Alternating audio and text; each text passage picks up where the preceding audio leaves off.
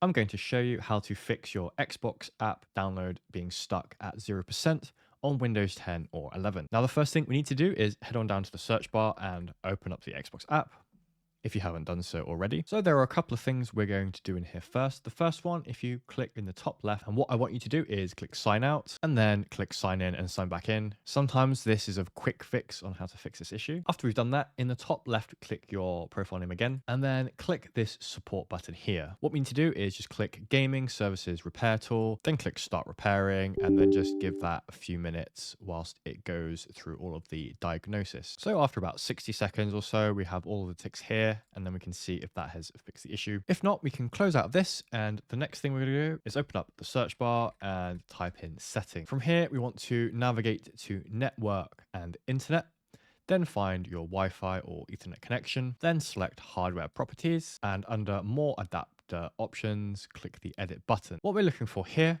is Internet Protocol version 6, and if this is ticked, what you want to do is untick it and then click OK. Once we've done that, close everything down, open up the search bar again, and search for add or remove program. From here, search for Xbox, and then on the right, look for the three dots, and then select advanced option. From here, scroll down a little bit, and then click the terminate button, and then click the repair button, and just give that a few seconds. Now, open up the Xbox app again, and hopefully you are now not stuck at 0%. If you still have an issue after all of this, you then can press the reset button. You will have to re-log in after that, and you may lose some downloaded games, but not necessarily. If this video helped you, please consider giving it a like.